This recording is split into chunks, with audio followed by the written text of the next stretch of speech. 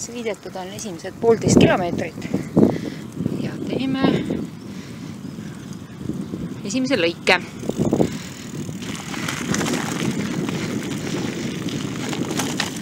Pärast oleks suure tee peal vähem sõitmist ja matk oleks ohutum.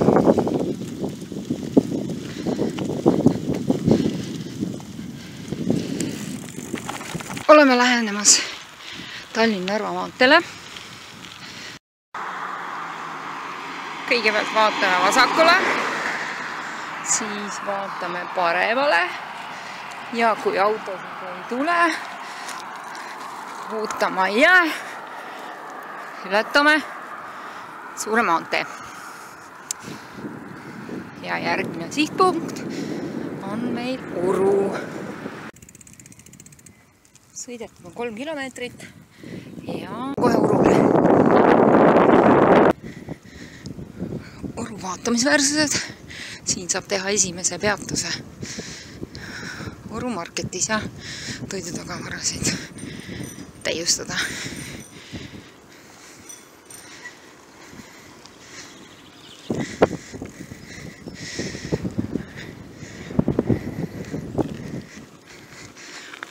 Oodanud ära kõik Uru vaatamisväärsused.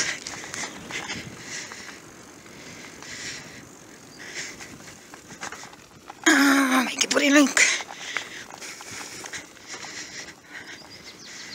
Laakume Urult.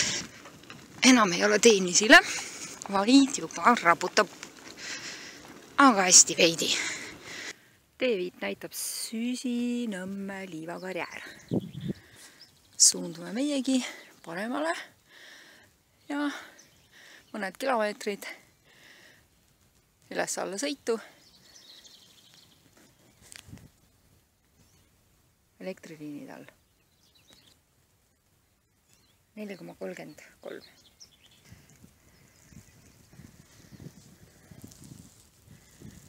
Mitte just sile kui asfalt, aga täiesti talutav. Kui just ei ole päris linnaratas peente kummidega. Ja kuskile sinna suundume. 2 kilomeetrit oli siis seda elektriliini pingealust teed. Poldi just kõige mugavam, aga ka mitte kõige hullem. Teine variant on tulla Orult peale raudteed kohe paremale. Ja siin on siis selline peen killustik.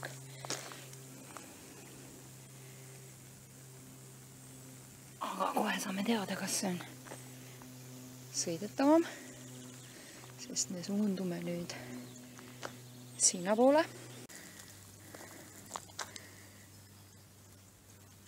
Sõidetud on 6,33 kilomeetrit.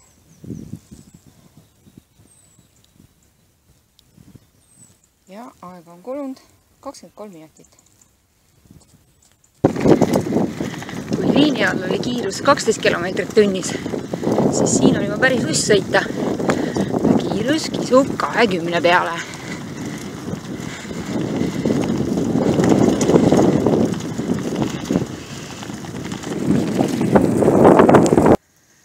Seda teelõik oli siis kokku 5 kilomeetrit. Ja on kulus aega 10 minutit. Hei jõhvikad, kui te ei viitsi, ei taha Jõhvist stardipaika sõita, mis on 14 kilomeetrit, ja kui teil pole võimalust transportida ratast Russikvabriku juurde, siis on võimalus ka siit meiega ühineda. See tee tuleb siia Koselt, aga meie suundume nüüd sinna metsa.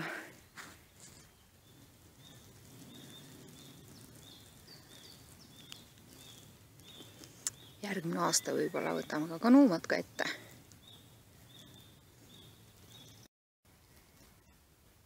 Sõidetud on 13 kilomeetrit ja esimene järveäärne võimalus läheb siit.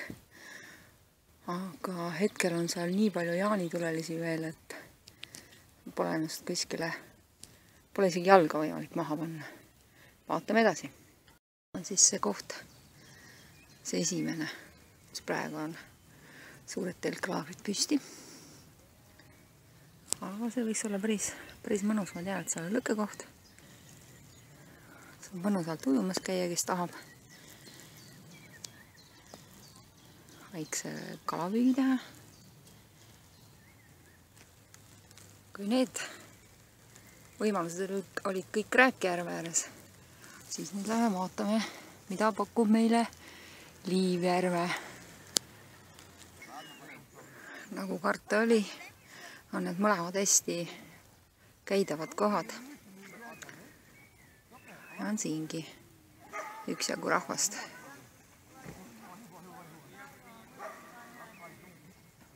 Vaatame, mis edasi saab.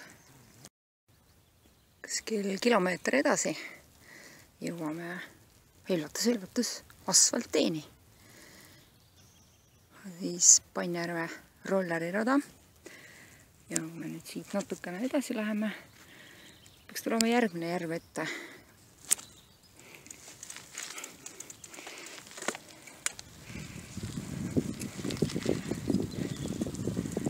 Rikub liiklus, sõidab vastu taas.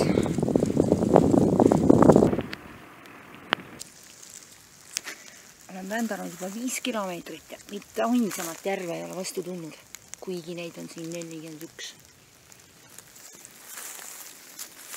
Teen siis väikse maskupeatuse. Üldiselt 2 esimest varianti on ikka kõige paremad reidimiseks ja suplemiseks. Kilometraalselt samamoodi. Jääb lihtsalt loota, et esmaspäeval on inimesed tööl. Mõned soovitused matkaks. Kõik kindlasti on oluline kiiver.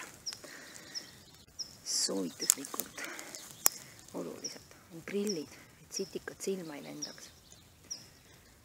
Kiivri alla soovitan peavaela või mingi rätiku, et higi silma ei kipuks.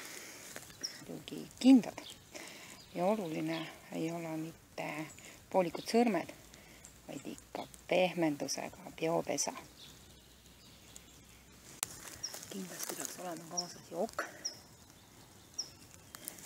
ja mingi energiapatoon.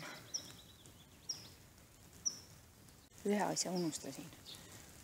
Olulised on ka rattapüksid. Üritused pampid ja mõni.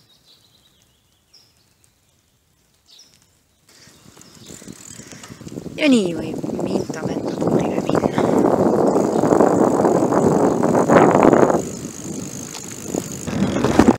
Lubatud vihja siis jõhvikatele, et Koselt selle Tondilossi juurest ära pöörama.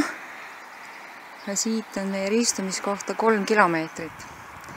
Aga see on tõesti äärmuslik variant, sest te saaksite meiega koos sõita ainult sel juhul mõned kilomeetrid.